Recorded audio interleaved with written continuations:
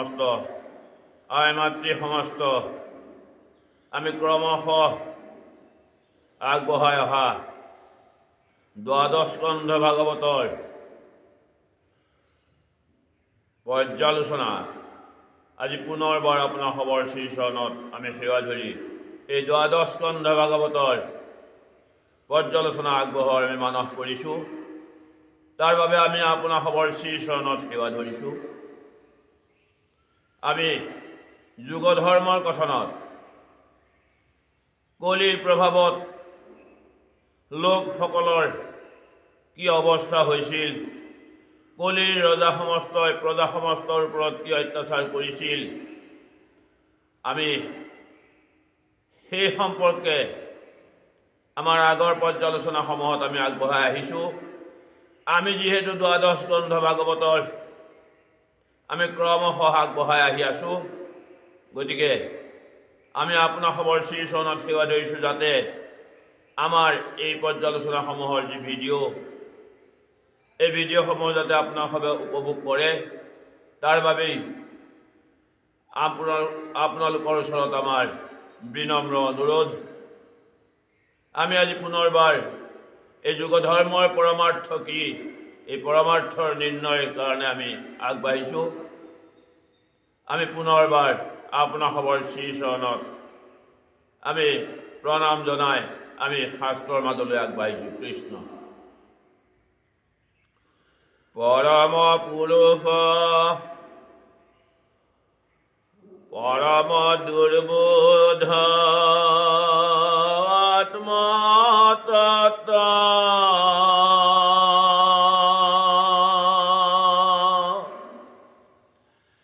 তাৰ জ্ঞান অৰ্থে হৰি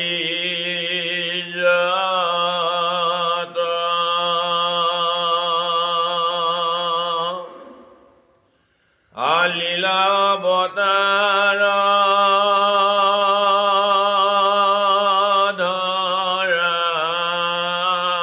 ধৰাটো মেকে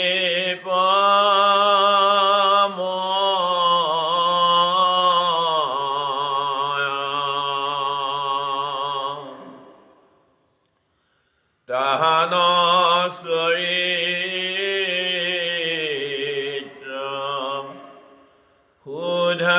সুধাহীন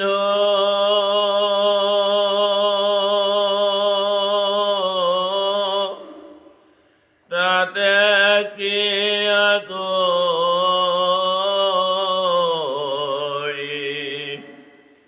দিন বন্ধু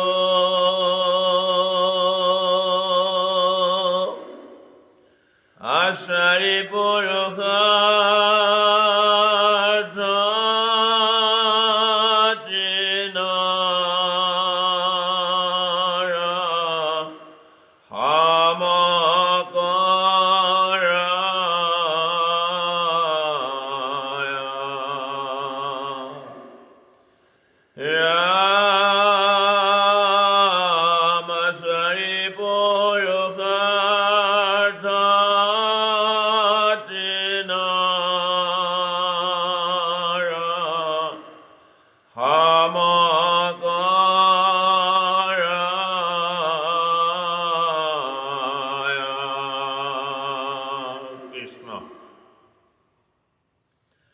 শৈশৱ কথাত যেবে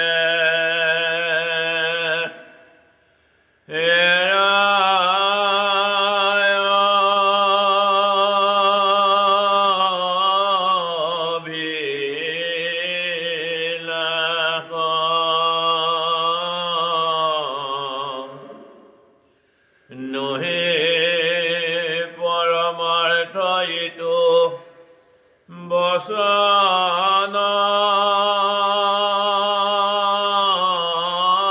বিনা যাহা শুনিলে হুৱে কৃষ্ণ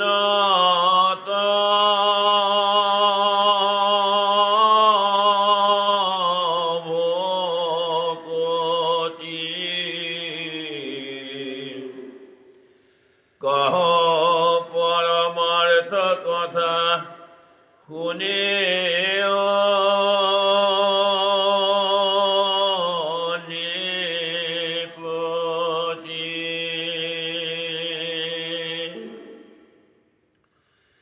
একান্ত ভকত হবে আতি প্ৰীতি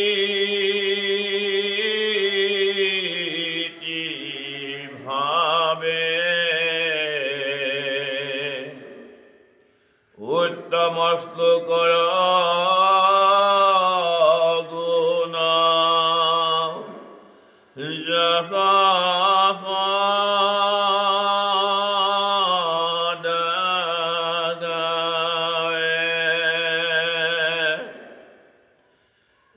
সম্বাৰ সমীপত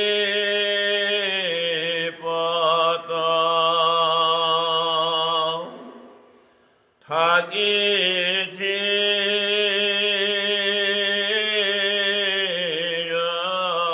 চিতে ভৰিব কৰ্ণক কৃষ্ণ চৰিত্ৰ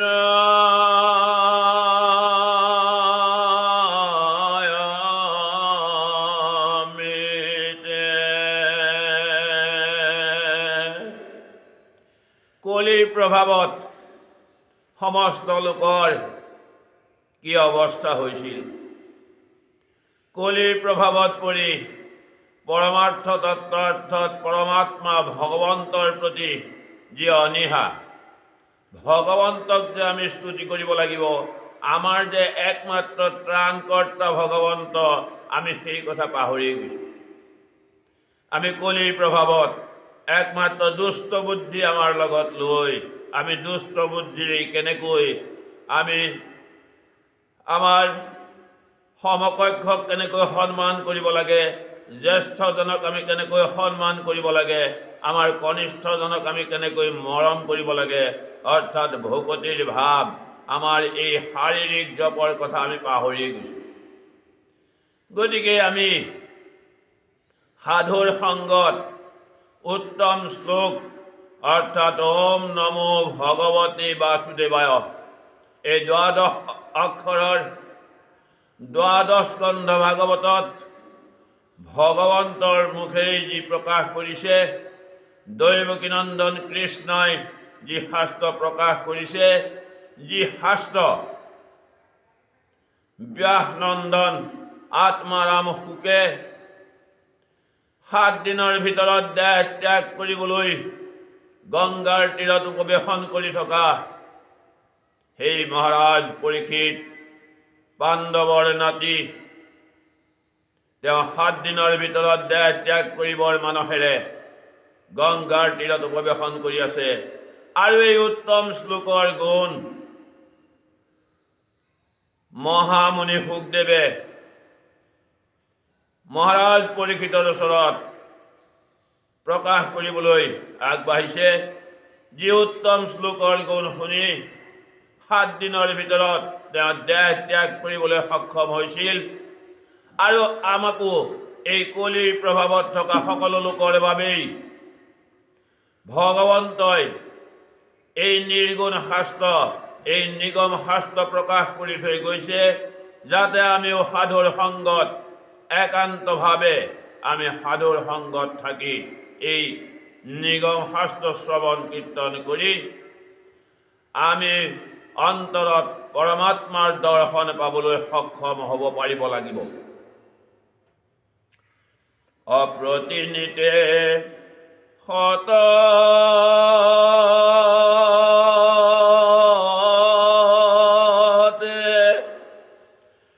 শুনিও কৃষ্ণ যশ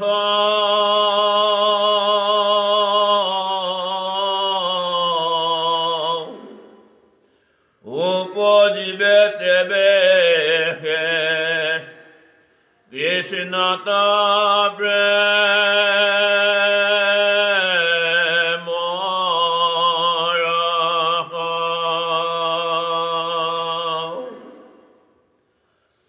পৰম নিৰ্মল হইবে কৃষ্ণ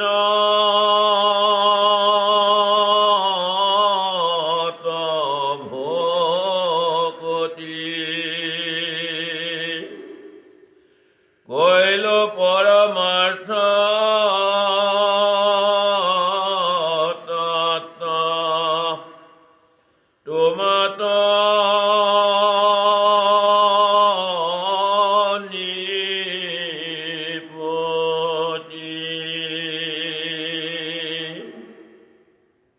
সাধুৰ সংগত কৃষ্ণৰ কথা আমি যেতিয়া শ্ৰৱণ কীৰ্তন কৰিব পাৰিম তেতিয়াই আমাৰ হৃদয়ত আমাৰ কৃষ্ণৰ প্ৰেম ৰসে বাহ ল'ব।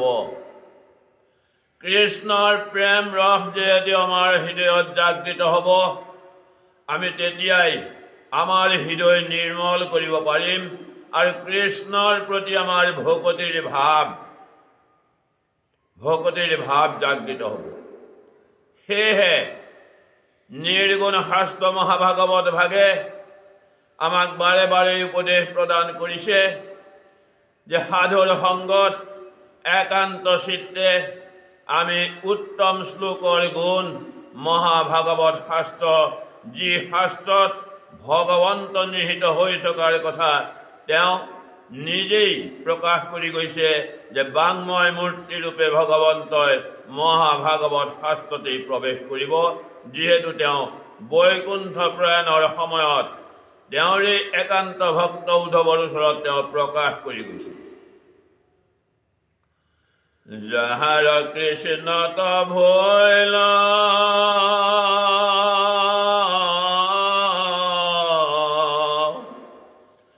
ভকতীয়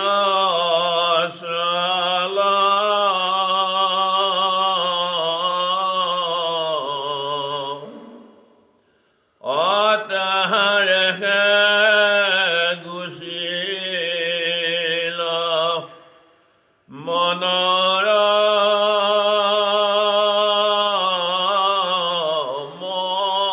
মহামল হৃদয়ে দেখিবে সিটো ঈশ্বৰ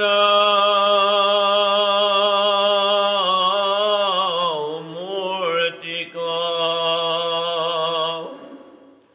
পাইবেক প্ৰসাদ মহা মুখ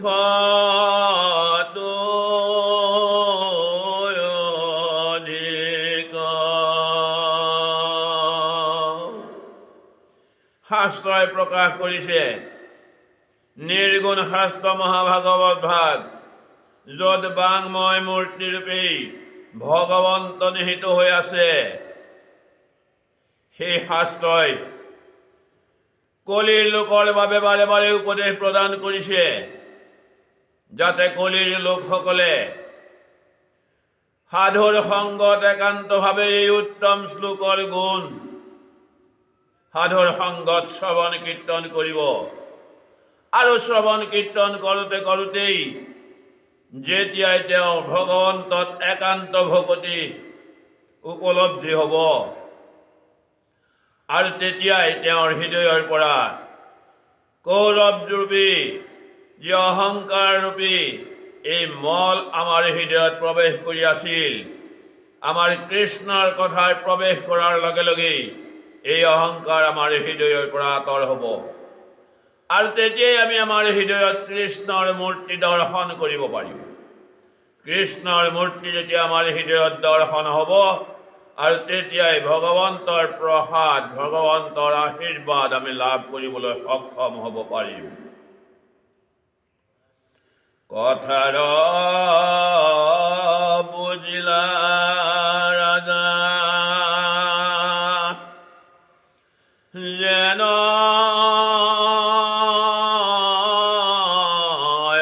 অভিপ্ৰায়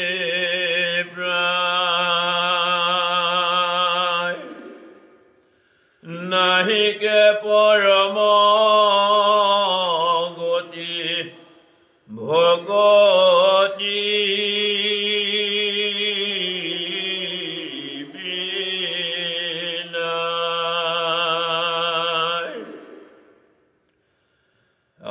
পুষন্ত সুকত পুনো নিপ্ৰেম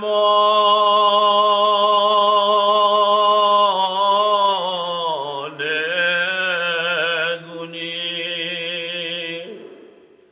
সেদিও সংশয় ছয় মোৰ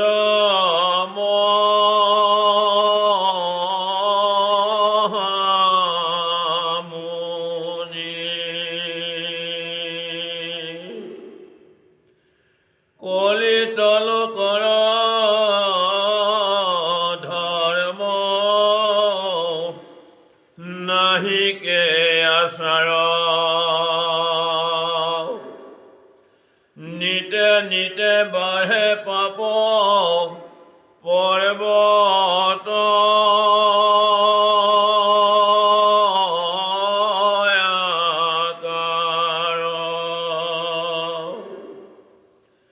কলিত পাতকে লোক হইবে জৰ্জৰিত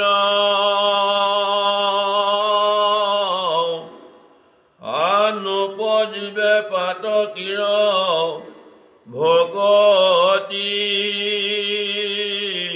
কি নিশ্চিত পাণ্ডৱৰ নাতি মহাৰাজ পৰীক্ষিতৰ ওচৰত যেতিয়া আত্মাৰাম সুকে মহাভাগৱত শাস্ত্ৰৰ তত্ত্ব অৰ্থ মৰ্ম যেতিয়া তেওঁৰ ওচৰত শ্ৰৱণ কীৰ্তন কৰি তেওঁক এই অৰ্থ বুজাবলৈ গৈছিল, এই তত্ত্ব তেওঁৰ হৃদয়ংগম কৰিবৰ বাবেই তেওঁ পুনৰবাৰ মহাৰাজ পৰীক্ষিতে মহামুনি শুকৰ ওচৰত এই কথা প্ৰকাশ কৰিছে যে মোৰ সংশয় তুমি ছেদ কৰা। এই কলিৰ লোকৰ যে কোনো ধৰ্ম আচাৰ নীতি ব্যৱহাৰ নাই আৰু দিনে দিনে যে তেওঁলোকৰ পাপ বাঢ়িহে গৈছে। কলিৰ লোক যে পাপতেই জৰ্জৰিত হৈ আছে আৰু ভগতিৰ অবিহনে যে এই পাপৰ পৰা মুক্ত পোৱাৰ কোনো উপায় নাই।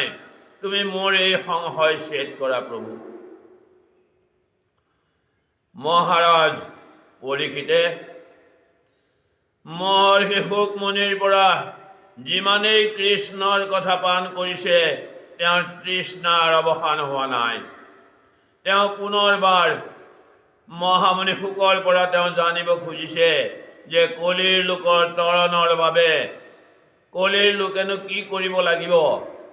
যি কথা শুক মুনিয়ে তেওঁৰ ওচৰত বাৰে বাৰে প্ৰকাশ কৰি আছে যে একমাত্ৰ ভগতি অবিহনে কলিৰ লোকৰ তাৰণৰ কোনো উপায় নাই। অদোষৰসা গৰ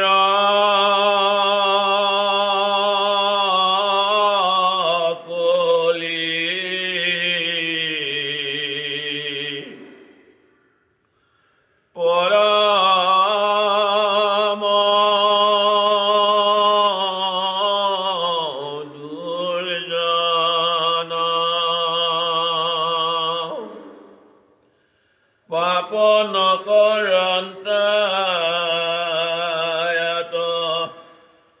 নাহি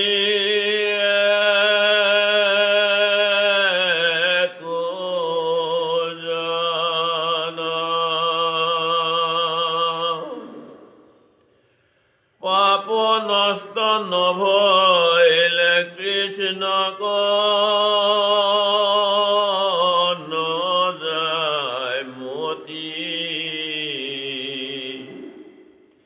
কিমতে তৰিবে লোক কলিত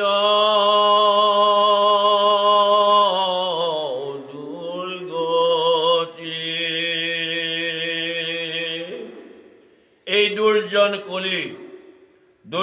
কলিৰ কালত পাপ নকৰা লোক নাই কোনো, কিন্তু এই কলিৰ ৰোষত পৰি সকলোৱে যিহেতু হৰিৰ নাম শ্ৰৱণ কীৰ্তন কৰিবলৈ পাহৰিলে, যিহেতু সকলোৱে ভগৱন্ত প্ৰভুৰ নাম ল'বলৈ পাহৰিলে একমাত্ৰ কলিৰ ৰোষত, আৰু এই কলিৰ পাপ যেতিয়ালৈকে নষ্ট নহ'ব, যেতিয়ালৈকে কলিৰ পাপে আমাক আৱৰি সামৰি ধৰিব, যেতিয়ালৈকে কৃষ্ণৰ প্ৰতি আমাৰ মতি শুদ্ধ নহ'ব, তেতিয়াহ'লে এই কলিৰ লোকৰ কিমতে তৰিবে লোক কলিত দুৰ্গতি।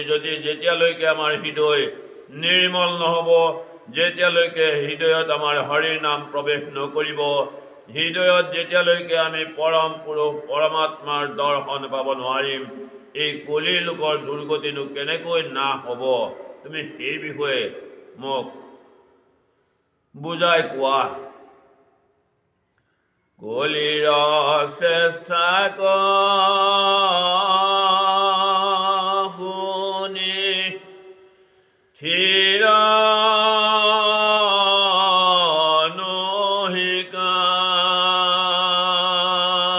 নহিকায়, কহি ঐ হাৰ গুৰু তৰণ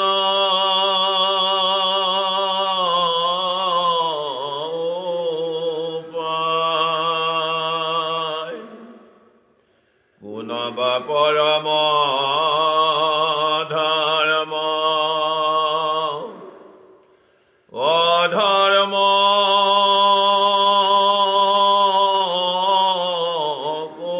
কলিত, কহিও ক গুৰু মোৰ থিৰ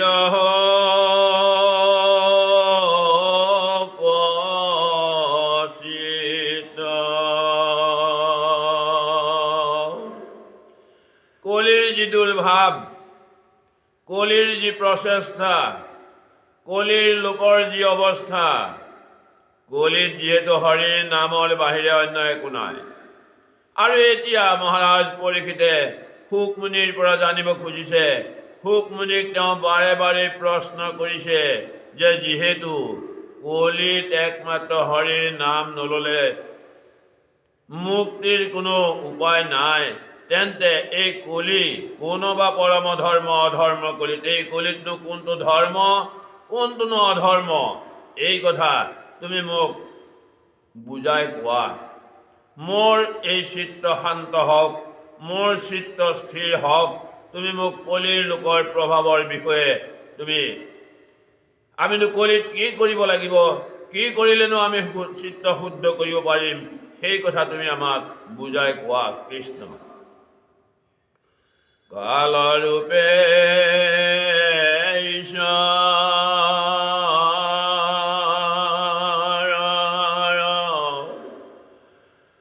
গতি কেনথান আতি প্ৰলয়ৰ কহি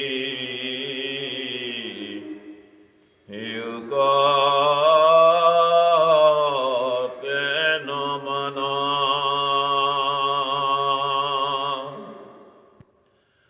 অকুণ যুগ ধৰ্ম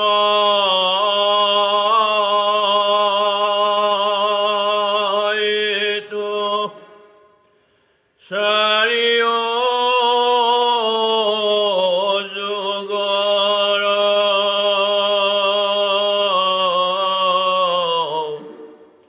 কহিও গোচুক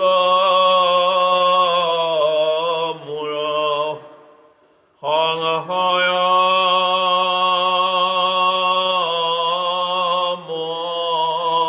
মনৰ।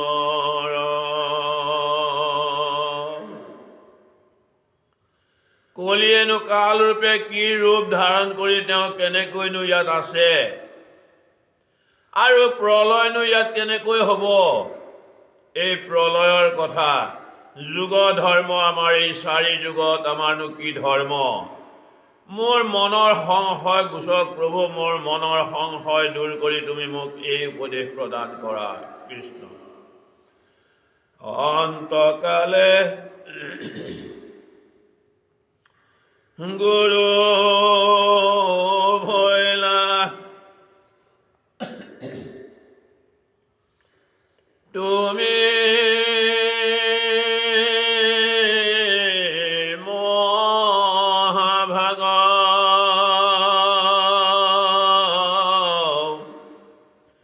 কত পুণ্য কৰি সুধি বাক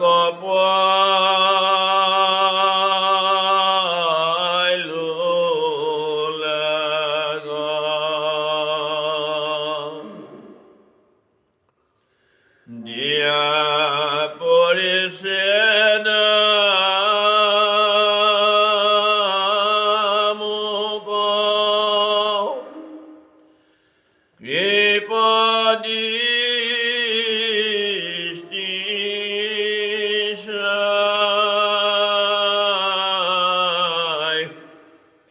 তোমাৰ আমাৰ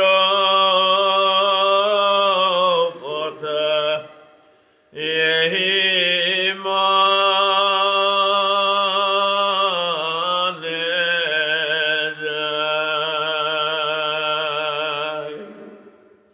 এই ম্ৰিয়মান লোক মোৰ অন্তকাল, এই অন্তকালত তুমি যিহেতু গুৰুৰূপে মোৰ ওচৰত প্ৰৱেশ কৰিলা প্ৰভু, কত পুণ্যৰ ফলত মই আজি তোমাক লগ পাইছোঁ, কত পুণ্যৰ ফলত তোমাৰ লগত আজি সাক্ষাৎ হৈছে। আৰু প্ৰভু তোমাক এই যে মই কলিৰ লোকৰ প্ৰভাৱৰ কথা আৰু কলিৰ পৰা তৰণৰ যি উপায় তোমাক যে মই সুধিবলৈ আজি তোমাক লগ পাইছোঁ, ময়ো কত পুণ্যৰ বলত যে লগ পাইছোঁ, এয়াও মোৰ সৌভাগ্য। গতিকে তুমি মোৰ এই পৰিচ্ছেদ দূৰ কৰা। কেনেকৈনো কলিৰ লোকে মুক্তি পাব পাৰিব, তুমি মোৰ এই সংশয় দূৰ কৰা। শুনিয়া সিদ্ধান্ত দেন্ত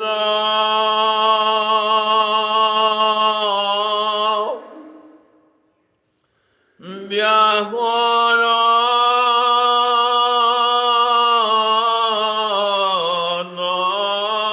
নন্দন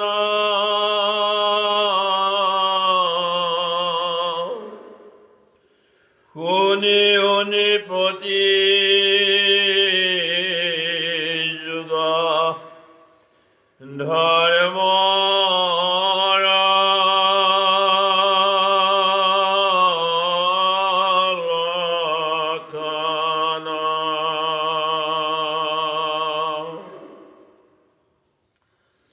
সত্যত আছিল ধৰ্ম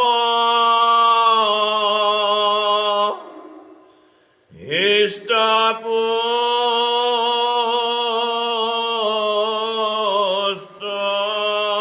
ভাৱে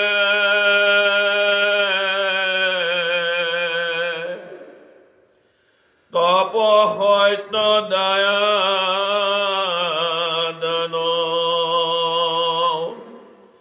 থাকে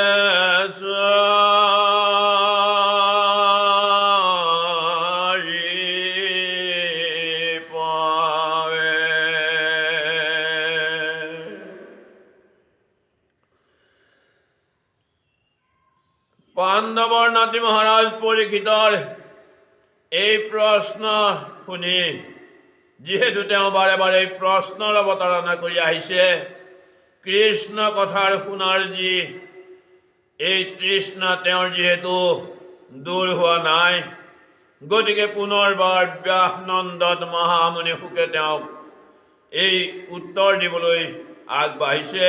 তেওঁ কৈছে যে হে মহাৰাজ পৰীক্ষিত, তুমি শুনা, যুগধৰ্মৰ কথা, যুগধৰ্মইনো কি কৈছে, যুগধৰ্মৰ লক্ষণৰ বিষয়ে মই তোমাৰ ওচৰত ক'ব খুজিছোঁ, তুমি শুনা। সত্যত যিহেতু ধৰ্ম, সত্যত হৃষ্টপুষ্ট হৈ আছিল, সত্যত ধৰ্ম সম্পূৰ্ণৰূপে আছিল। আৰু তাত য'ত তপ, সত্য, দয়া, দান, এই চাৰি পাও সত্যত ধৰ্ম, সেইকাৰণে এই চাৰি পাও লৈ ধৰ্ম হৃষ্টপুষ্ট হৈ আছিল। সিকালৰ লোক মানে সবে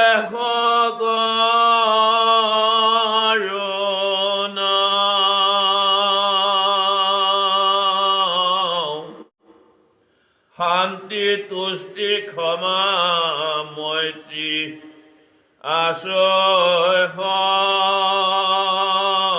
সবে গুণ, সবেও কৰিলে মন ইন্দ্ৰিয়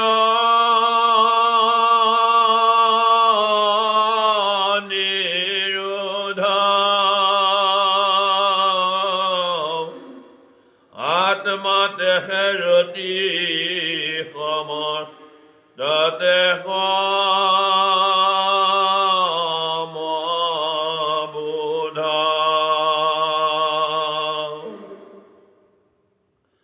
সত্যত সকলো লোকেই শান্তি, তুষ্টি, ক্ষমা, মৈত্ৰী, সকলো লোকৰ গাতেই এই চাৰিটা গুণ আছিল। আৰু সকলোৱে ইন্দ্ৰিয়ক দমন কৰি একমাত্ৰ আত্মাতে ভগৱন্তক ৰতি, ভগৱন্তৰ প্ৰতি ৰতি প্ৰীতি বহাই আত্মাতেই তেওঁলোকে ভগৱন্তক প্ৰতিষ্ঠা কৰি সমস্ততে সমভাৱ দৰ্শন কৰি একমাত্ৰ শান্তি, তুষ্টি, ক্ষমা, মৈত্ৰীৰ দ্বাৰাই সত্যৰ লোকে প্ৰৱৰ্তন কৰিছিল। সবাহাতো আছিলা ঈশ্বৰ মহাজ্ঞান,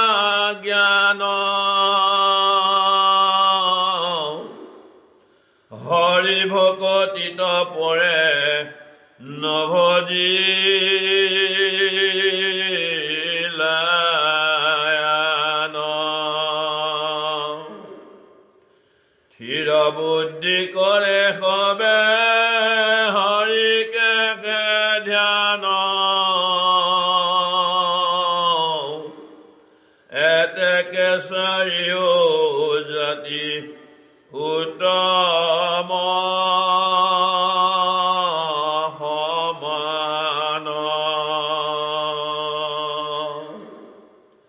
ব্ৰাহ্মণ, ক্ষত্ৰিয়, বৈশ্য চাৰি জাতি এই সত্যত সকলোৱে সমানে আছিল। সকলোৱে হৃদয়ত একমাত্ৰ হৰিৰ ধ্যান, সকলোৱে হৰিকেই ধ্যান কৰি সকলোৰে প্ৰতি তেওঁলোকে সমভাৱেৰে দৃষ্টি কৰি একমাত্ৰ স্থিৰ বুদ্ধি কৰি হৰিতেহে তেওঁলোকৰ মন নিমজি আছিল। মন মজি থকাৰ বাবেই তেওঁলোকে এই সত্যত যে শান্তি, তুষ্টি আৰু ক্ষমা, মৈত্ৰী প্ৰসাৰ কৰিব পাৰিছিল, সেয়াই আমাৰ সত্য যুগৰ ধৰ্মৰ লক্ষণ বুলি মহাৰাজ পৰীক্ষিতৰ ওচৰত মহামুনি শুকে প্ৰকাশ কৰিছিল। ত্ৰেতাত পাইলে কৱাহি কিঞ্চিত প্ৰমাদ, ভাঙিলে অধৰ্মে ধৰ্মৰ এক পদ,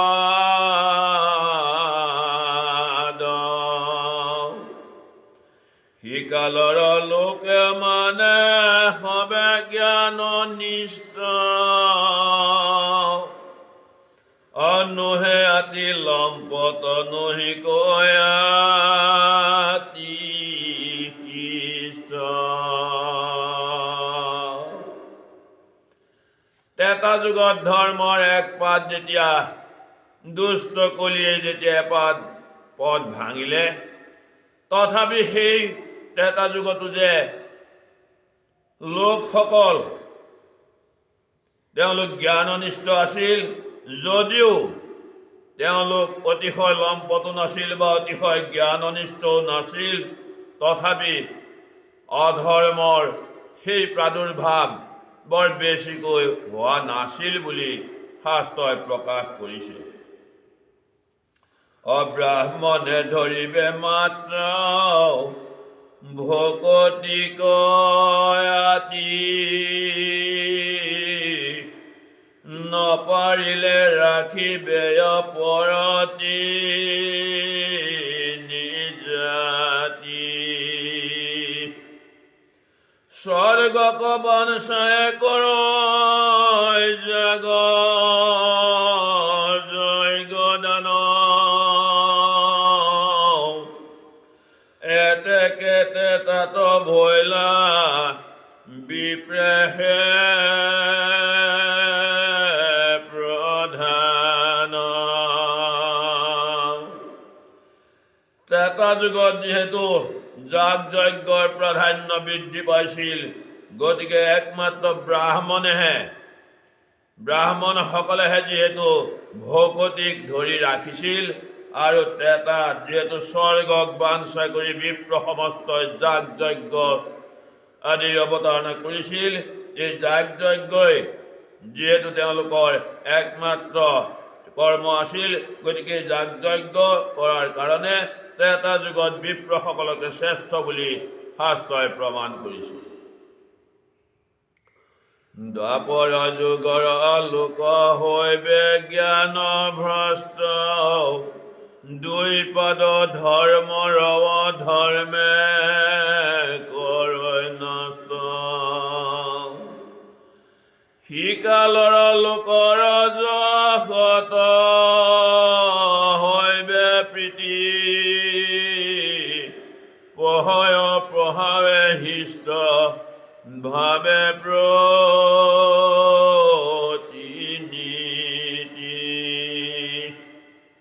হবেও শ্ৰীমন্ত আতি কুটুম্ব বিস্তৰ, ধন জন গৃহ বিষয়ত ততপন। ৰাতি দিনে সকাম কৰ মতয়া শকতি, ব্ৰাহ্মণ ক্ষত্ৰিয় মাত্ৰ ধৰিবে ভকতি।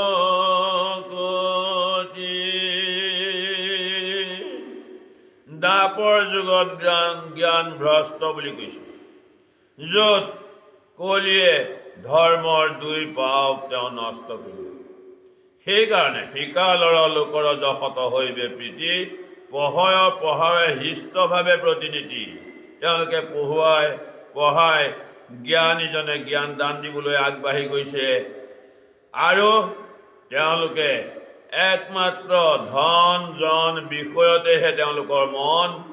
ৰাতি দিনে কৰ্মত, সকাম কৰ্ম, যি কৰ্ম আগম বুলি কোৱা হৈছে, য'ত ফলৰ আশা বুলি কোৱা হৈছে, সেই সকাম কৰ্মতে তেওঁলোকৰ মন আসক্ত হৈ থাকে।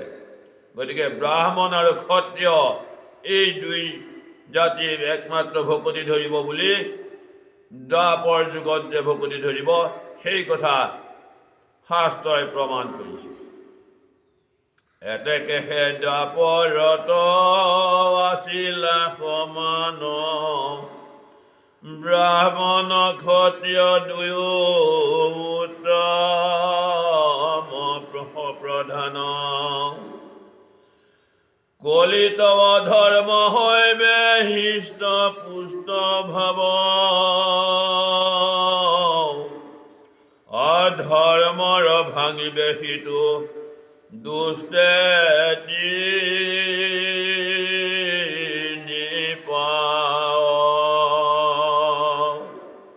কলিত মাত্ৰ সত্য নামৰ পাৱহে থাকিব, বাকী তিনি পাদ কলিয়ে নষ্ট কৰিব।